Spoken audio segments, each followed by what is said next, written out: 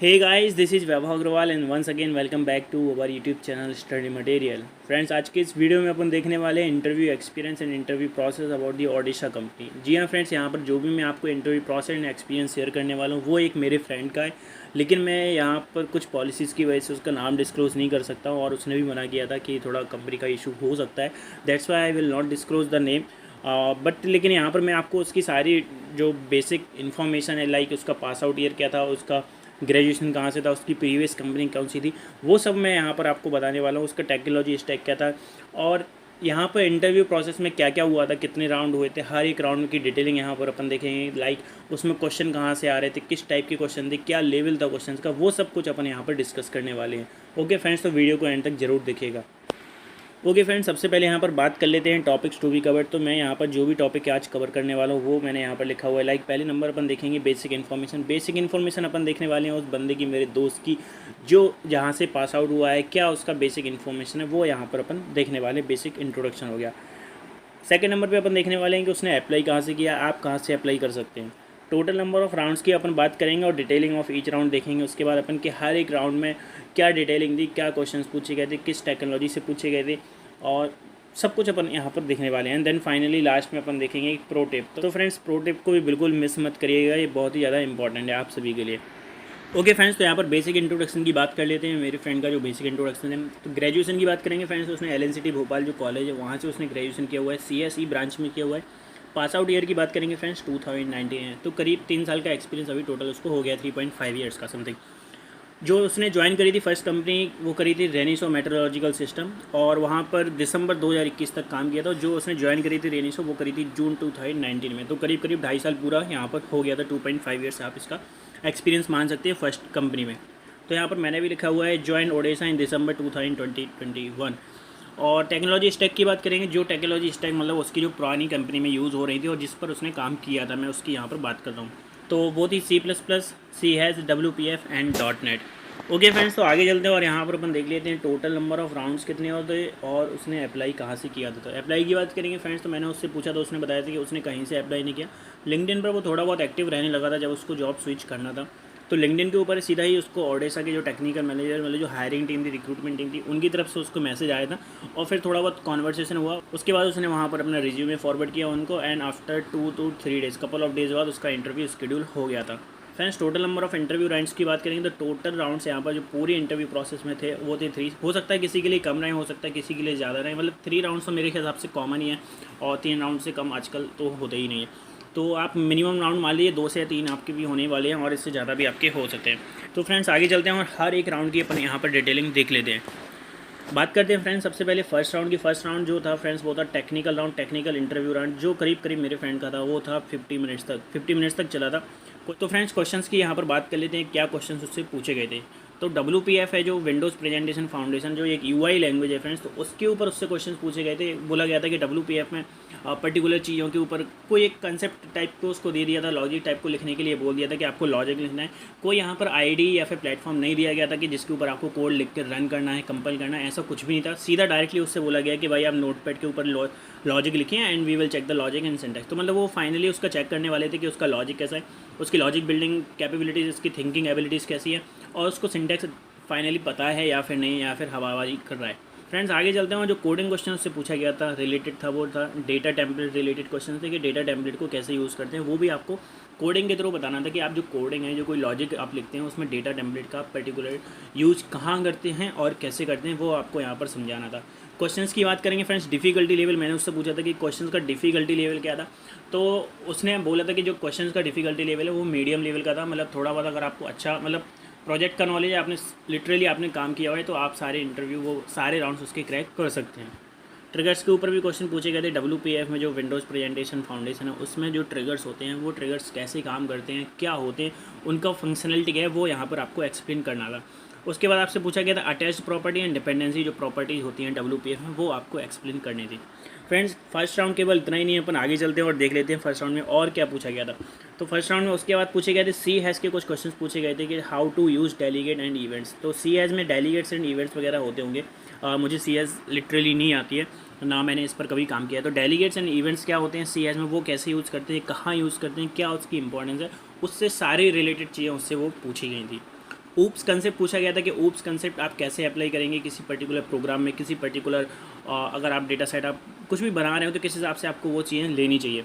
Constructor चेनिंग पूछी गई थी। कंस्ट्रक्टर चेनिंग मतलब इसके बाद अगर कंस्ट्रक्टर है तो फिर कौन सा रन होगा, सुपर कीवर्ड लगा देंगे तो फिर कौन सा रन होगा, बेस क्लास का होगा, क्या ड्राइव क्लास का होगा, वो सारी चीज़ें आपको कंस्ट्रक्टर से रिलेटेड आपको प्ले करना आना चाहिए, वो उससे क्वेश्चन पूछे गए थे। उसके बाद उससे क्वेश्चन पूछे गए थे मल्टी थ्रेडिंग के ऊपर and asynchronous programming. Asynchronous programming क्या होती है, इसके क्या बेनिफिट हैं, इसके क्या लिमिटेशंस हैं, वो भी आपको यहाँ पर बताना था। और इससे कोई कोडिंग वोडिंग नहीं पूछा गया, तो जो लास्ट में मैंने यहाँ पे लिखा हुआ है, यहाँ पे कोई कोडिंग वगैरह नहीं करवाई थी। मल्टी थ्रेडिंग का कंसेप्ट पूछा था, कहाँ यूज़ होता है, कैसे यूज़ होता है।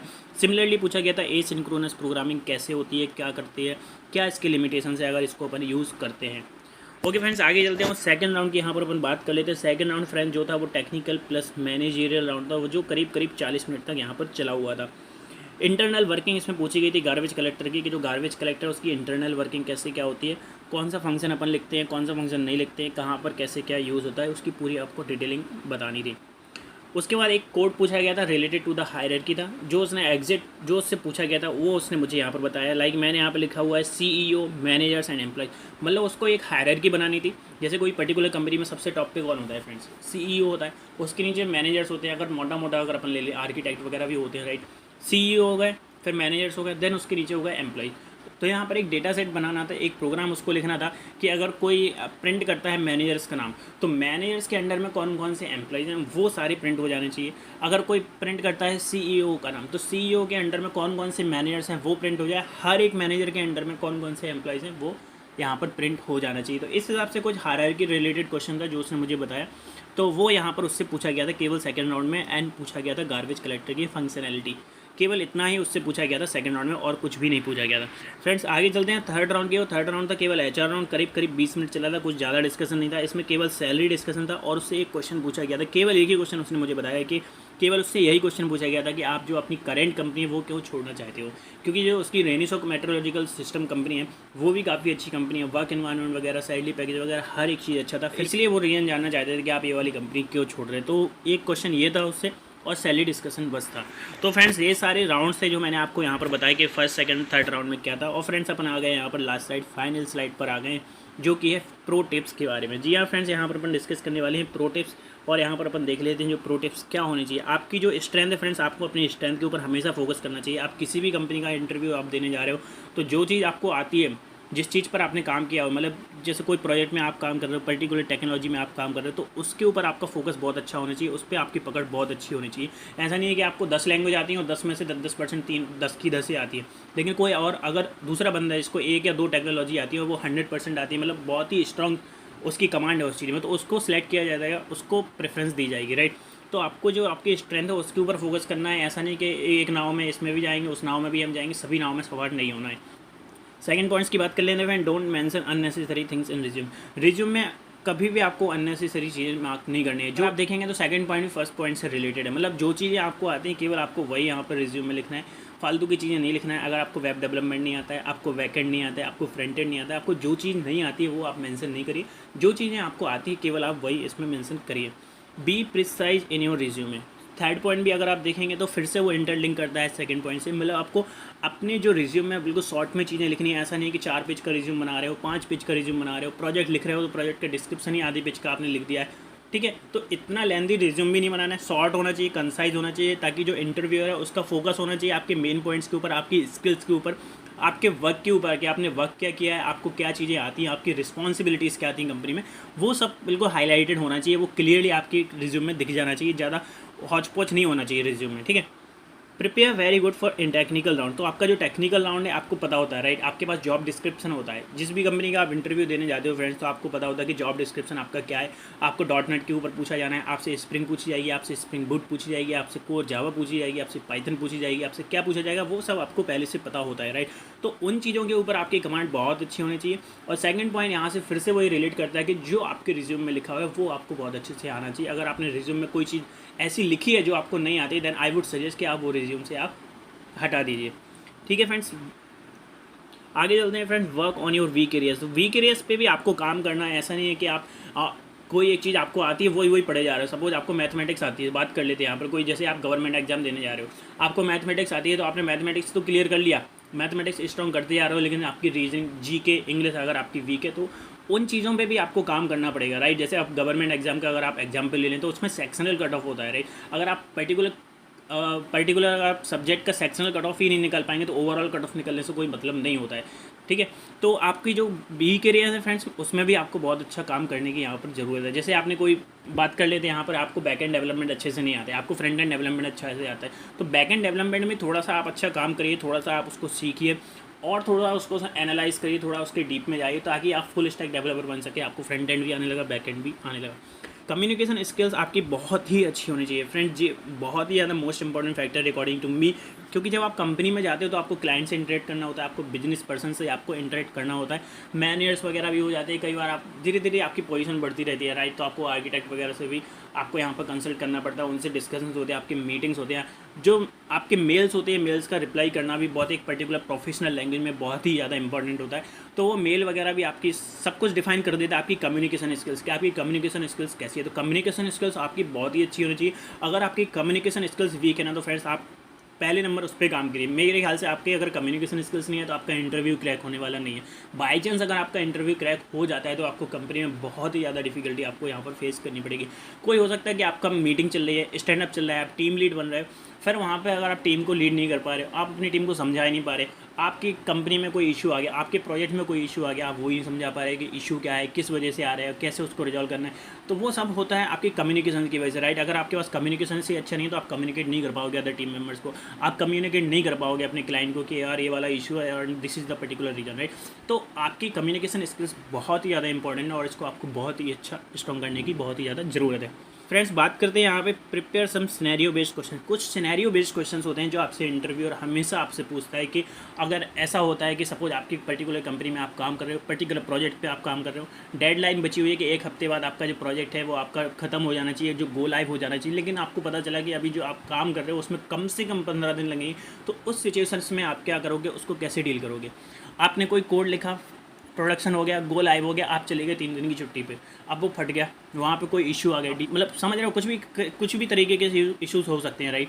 तो एकदम से कुछ वहाँ पे इशू हो गए प्रोडक्शन में, आप चले गए लीव पर, प्रोडक्शन हो गया, लाइव हो गया, बाद में आपने देखा, तो फिर आप उसको कैसे क्या डील करोगे, इन सारी सिचुएशंस में इंटरव्यूअर आपको फंसा सकता है। तो ये सिनेरियो बेस्ड क्वेश्चन जो होते हैं ना फ्रेंड्स, बहुत ज़्यादा इंपॉर्टेंट होते हैं। हर कंपनी में नहीं पूछा जा सकता है लेकिन पूछा जाता है, आजकल इंटरव्यूअर पूछ लेते हैं, 1 से 2 क्वेश्चन ये इंटरव्यूअर आपसे पूछ ही लेता है सिनेरियो बेस्ड क्वेश्चन, तो इसके लिए भी आपको रेडी यहाँ पर रहना पड़ेगा। आगे बात करते हैं फ्रेंड्स, मोस्ट इंपॉर्टेंट पॉइंट जो मैंने यहाँ पर हाईलाइट कर रखा है ब्लू कलर में, आप देख सकते हैं, project on which you have worked must be knowing detailing of this, meaning project experience must be good. जिस प्रोजेक्ट पर आपने काम किया है ना फ्रेंड्स, उसके बारे में आपको ईच एंड एवरीथिंग डिटेलिंग आपको पता होनी चाहिए। अगर आप एज ए फ्रेशर इंटरव्यू देने जा रहे हो तो फ्रेंड्स ऐसा नहीं होना चाहिए कि आपने अगर बैक एंड पे काम किया है तो फ्रंट एंड आपको पता ही नहीं है। आपके फ्रेंड्स ने अगर फ्रंट एंड पर काम किया है तो आपको फ्रंट एंड भी पता होना चाहिए कि फ्रंट एंड कैसे काम कर रहा है, किस टेक्नोलॉजी का उसमें यूज किया गया है फ्रंट एंड बनाने में, और आपका जो प्रोजेक्ट का ओवरऑल डेटा फ्लो। मैं ये नहीं कह रहा हूँ कि अगर आपको बैक एंड आता है, आपने फ्रंट एंड पर काम नहीं किया तो आपको फ्रंट एंड में मास्टर होना पड़ेगा, लेकिन मैं ये कह रहा हूँ आपको अपने प्रोजेक्ट का फ्रंट एंड पता होना चाहिए कि किस पर्टिकुलर टेक्नोलॉजी में बना है, कैसे उसका फ्लो है, कैसे क्या वो काम कर रहा है। तो जो प्रोजेक्ट है, मतलब मेरा ये मतलब कि अगर आप प्रोजेक्ट में काम कर रहे हो तो आपको प्रोजेक्ट की ईच एंड एवरीथिंग, आपको इनपुट आउटपुट, उसका हर एक चीज़ यहाँ पर आपको पता होना बहुत ही ज़्यादा ज़रूरी है। अगर आपको प्रोजेक्ट के बारे में सब कुछ पता है ना फ्रेंड्स, तो आप अच्छे से उसको एक्सप्लेन कर पाओगे। कोई भी क्वेश्चन अगर आपसे रिलेटेड पूछा जाता है प्रोजेक्ट से रिलेटेड, तो आप उसको अच्छे से आंसर कर पाओगे। तो फ्रेंड्स ये सारी थी प्रो टिप्स, और यहाँ पर मैंने पूरा आपको complete interview experience and process यहाँ पर शेयर किया है ओडिशा का, और जो मैंने यहाँ पर चीज़ें शेयर करी हैं फ्रेंड्स वो पूरी जेन्युइन थी, वो मैंने अपने फ्रेंड से ली थी कि उससे क्या क्या पूछा गया हर एक राउंड में। तो फ्रेंड्स आज की वीडियो में बस इतना ही। वीडियो अगर आपको यूजफुल लगता है तो वीडियो को लाइक करें, शेयर करें, and don't forget to subscribe our channel. Thank you.